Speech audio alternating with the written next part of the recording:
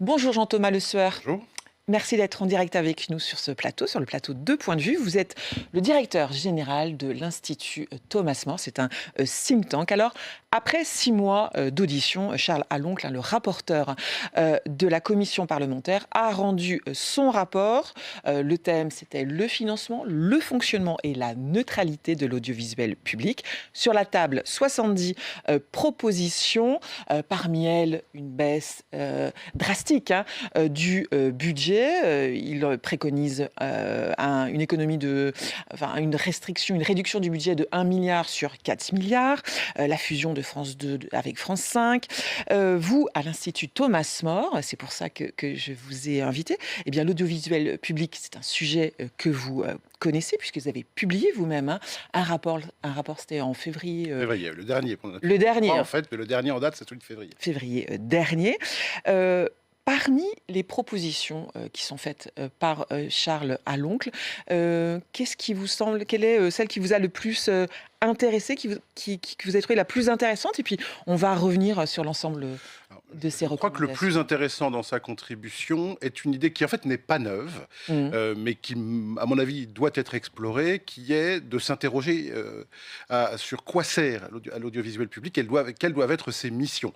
Et donc, ce faisant, de se demander si ces deux énormes paquebots que sont Radio France et France Télévisions n'accomplissent, si je puis dire, que des missions de service public, ou si, aujourd'hui, elles accomplissent et proposent des programmes qui, en fait, sont à peu près les mêmes que ceux des chaînes commerciales. Et donc, la question qu'on doit se poser, c'est à quoi doit servir un audiovisuel, un service public de l'audiovisuel? Quelle mission doit-il remplir?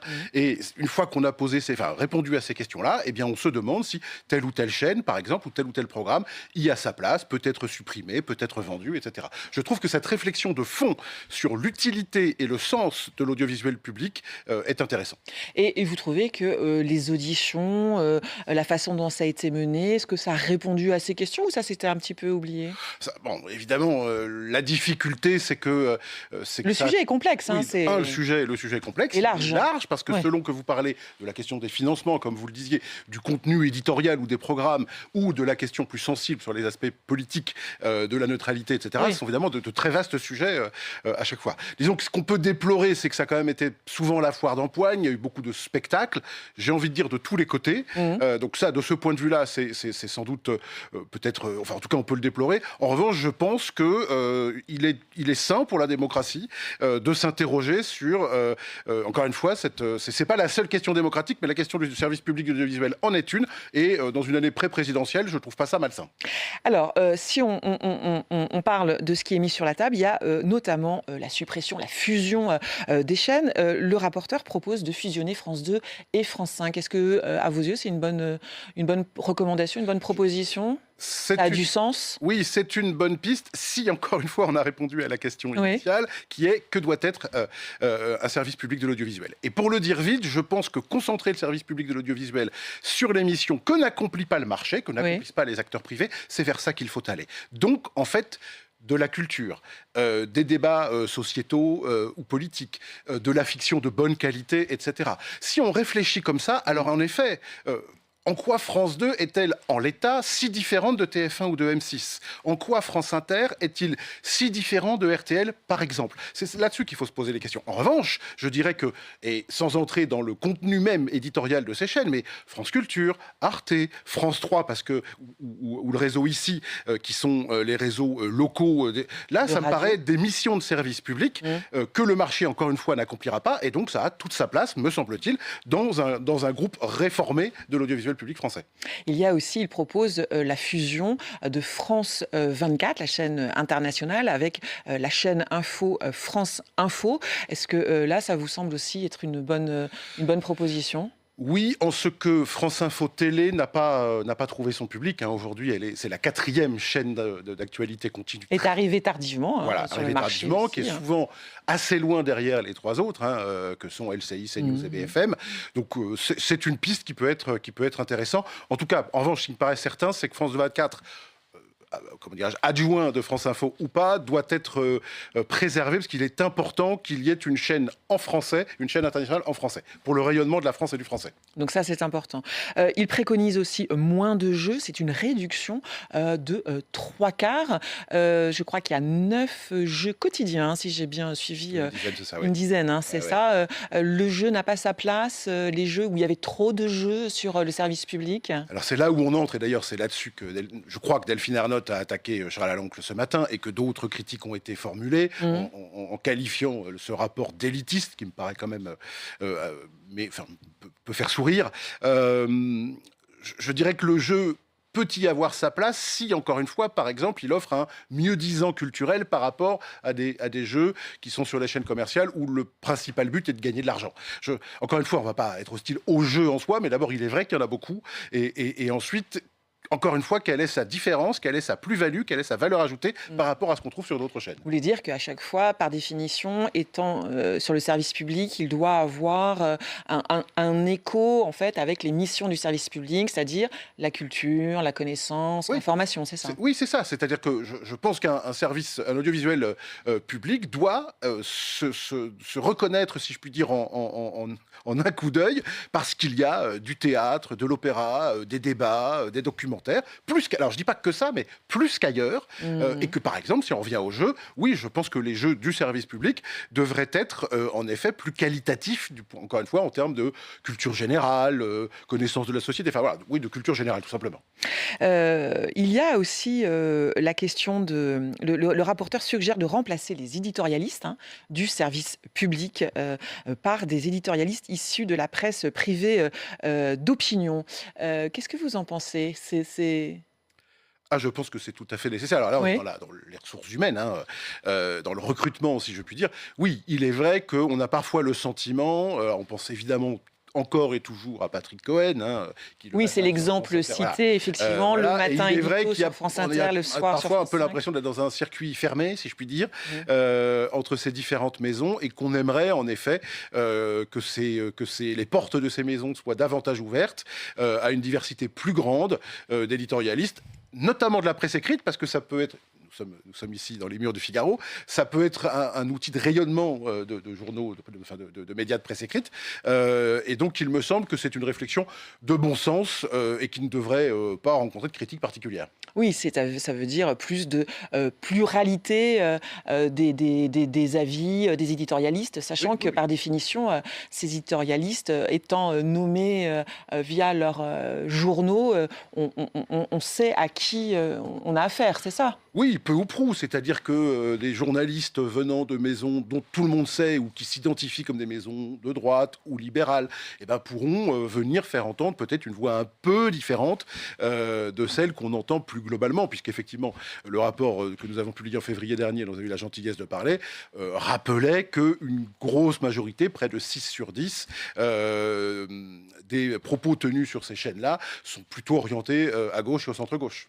Oui, c'est ce que j'allais vous demander. Vous avez fait une étude en février dernier. Vous avez analysé pendant, alors j'ai plus les chiffres en tête, pendant 3 mois, c'est ça, 2000 heures.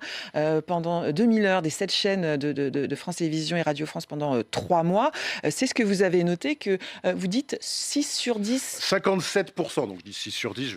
Si vous voulez le chiffre exact, c'est 57%. Des émissions et des chroniques que nous avons analysées font entendre, si je puis dire, un écho de gauche et de centre-gauche. Et quelles étaient vos conclusions, vous? Elles allaient aussi dans ce que préconise Charles Aloncle? Nous, le rapport était vraiment centré sur la question du pluralisme et de la neutralité. Nous avons identifié des déséquilibres qui, aujourd'hui, je crois, sont quand même assez bien connus dans le débat public. Et donc, oui, il nous semble nécessaire.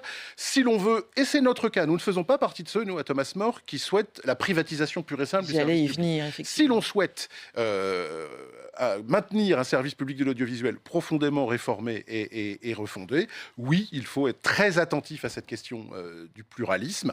Nous avons noté ce qu'on a appelé un problème de pluralisme substantiel. C'est-à-dire que le pluralisme comptage, si vous voulez, compter les têtes, si je puis dire, tel que l'Arcom l'y oblige, ça c'est assez facile. En revanche, il y a, on va dire, une espèce de bain idéologique, parfois peut-être inconscient, qui lui est clairement de gauche et de centre-gauche, et c'est y compris dans les choix, dans les angles, et ça on ne va pas le discuter en soi, hein. Les journalistes sont libres de traiter les sujets comme ils le veulent, mais puisqu'on le constate et qu'on est capable avec l'IA aujourd'hui, même si on pourrait faire un dégagement si vous voulez sur les aspects, les limites techniques aujourd'hui de l'IA, mais c'est quand même un bel outil qu'il faut améliorer mais qui va être utile, on est capable aujourd'hui d'identifier assez finement ce type de chiffres, et ben, c'est un bon outil, une bonne lampe si je puis dire à laquelle s'éclairer pour rééquilibrer, encore une fois, le pluralisme et les voix qui s'expriment sur ces antennes. Pourquoi vous ne pensez pas que la privatisation est une bonne idée ? Parce que, je l'ai dit en commençant, et vous aurez compris que c'est ma principale préoccupation, je pense qu'il est bon que dans l'espace médiatique français, il y ait des lieux réservés, si je puis dire, où on privilégie... Préserver ? Oui, préserver la culture, le partage, l'échange. Je pense que tout n'est pas commerce et commercial, tout n'est pas marchandise. Et je ne suis pas une critique contre les acteurs du privé, mais il y a, par exemple, si on veut, pour nos enfants, par exemple, continuer d'avoir et réavoir davantage, il n'y en a plus beaucoup de théâtre à la télévision, oui, à des heures de grande écoute, je pense objectivement qu'aujourd'hui, seul le service public peut le faire. Même chose pour France 3. Si on veut un maillage intéressant, même s'il a déjà été pas mal réduit, de chaînes de télévision locales, ça a un coût, sans doute difficilement supportable par les équilibres financiers classiques du marché. Alors, si on décide de l'avoir, et encore une fois, c'est une décision politique, alors il faut y mettre le prix, et je pense que ça n'est que le secteur public qui peut le faire. Une dernière parenthèse, je vous rappelle qu'on a supprimé en 2023 ou 2024 France O, qui était une chaîne de service public pour les Outre-mer. Je pense que c'est une faute. Et typiquement, on pourrait rouvrir des chaînes à destination et réaliser auprès de nos compatriotes d'Outre-mer. C'est pourquoi c'est une faute? Parce que ça prive nos compatriotes d'Outre-mer d'une fenêtre et leur les citoyens de la métropole c'est un peu le sentiment ouverture. De citoyens de seconde zone. C'est-à-dire, pourquoi y a-t-il un France 3 à Bretagne et n'y a-t-il pas un forme France d'inégalité, 3 Guyane Oui, bien sûr. Outre le fait que c'était peut-être, était-ce modeste, aussi pour les citoyens de métropole, les Français de métropole, qui pouvaient tomber sur cette chaîne-là, de découvrir des choses dans ces territoires qui sont français et peuplés de Français. Pour quelle raison cette chaîne, vous vous souvenez, elle coûtait budgétaire, tout simplement, en fait. C'était la raison. Qu'est-ce que ça... en Grande-Bretagne, le service public a été privatisé, c'est bien ça Il a été très largement réduit, sabré. Alors là, pour le coup, les économies ont aussi été drastiques, mais non, il y a encore des éléments qui restent publics. Et on sait ce que ça a donné, cette partie privatisée? Est-ce qu'on peut en tirer des leçons pour nous, justement, cet audiovisuel français, d'après ce que vous savez? Oui, une partie a été achetée par des groupes privés. Après, je sais qu'il y a des chaînes qui ont fermé. Moi, ce qui m'intéresse, c'est ce qui a été maintenu au sein de la BBC, qui, elle, je crois, aujourd'hui, accomplit assez bien ces missions de service public spécifiques. Finalement, ces discussions, ces débats, ces préconisations autour du service public, c'est aussi un enjeu de démocratie? Oui, bien sûr, ça n'épuise pas toute la question démocratique de ce qu'on appelle la conversation civique, des agoras, si je puis dire, où se déroule la discussion politique. Il y a par exemple la question des réseaux sociaux qui est aujourd'hui très importante dans le débat public, mais oui, évidemment, en particulier à aujourd'hui 1 an d'une élection présidentielle, il est quand même important de se questionner sur la place spécifique que l'audiovisuel public, puisque c'est un coût. Charles Aloncle a assez raison de dire que tous les Français sont co-actionnaires en quelque sorte de l'audiovisuel public. Oui, c'est la télévision de tous les Français. Voilà, c'est ça. Et donc, ce faisant, oui, c'est important Encore une fois, on peut s'interroger sur la manière dont TF1 ou CNews gèrent leurs affaires, si je puis dire, mais c'est de l'argent privé. Là, en l'occurrence, c'est de l'argent public de tous les Français. Donc, c'est une question démocratique pleine et entière. Vous avez évoqué Delphine Ernotte. Delphine Ernotte, donc la PDG de France Télévisions, on va voir son tweet ce matin, a réagi. Une vision de la télévision publique élitiste, éloignée des familles et des publics les plus populaires. Le rapport élude les vrais enjeux qu'elle désigne comme la désinformation, la concurrence des plateformes et la création française et européenne. Comment vous interprétez ce tweet? Elle est très très énervée, la PDG de Il y a deux choses. Télévisions. Je pense que les réactions, le papier que Le Figaro a publié hier aussi, que donne la parole à un des dirigeants de France Télévisions, les réactions sont extrêmement dures parce que je crois aujourd'hui qu'on a assez typiquement affaire à des dirigeants qui avaient l'habitude de n'être jamais contestés, jamais remis en cause. Et je crois que l'une des grandes avancées de cette commission d'enquête, nous verrons les résultats concrets plus tard, mais au moins aujourd'hui, c'est qu'aujourd'hui, on a redit à ces gens, si vous avez des comptes à rendre, et vous pouvez être contesté, challengé, discuté, remis en cause. C'est possible. Donc ça, je pense que c'est assez sain, et je crois que les réactions assez vives de ces différents dirigeants viennent du fait qu'ils sont assez vexés ou agacés par cela. Après, la critique d'une télévision élitiste, j'avoue que ça m'a paru, c'est pour moi, j'ai pas très bien compris, si ce n'est les propositions dont nous avons parlé tout à l'heure du rapporteur à l'oncle sur la baisse du nombre de jeux et du sport. Je ne comprends pas très bien en quoi elle peut ne pas être d'accord avec ces orientations, mais je ne vois pas en quoi elle serait spécifiquement élitiste. Et puis, Sébastien Lecornu, le Premier ministre, a également, lui aussi, réagi. On voit que le sujet est éminemment politique. Lui parle d'une occasion manquée, une commission qui passe à côté de l'essentiel. Oui, qu'il ne nomme pas, donc je n'ai pas beaucoup de choses à vous dire. Je ne sais pas quel est l'essentiel pour le Premier ministre. Donc. Alors maintenant, qu'est-ce qui va se passer? Parce que le rapport fait beaucoup de bruit. Le rapporteur va faire une conférence de presse cet après-midi. Le rapport est enfin officiel. La semaine dernière, ça a été un peu le suspense.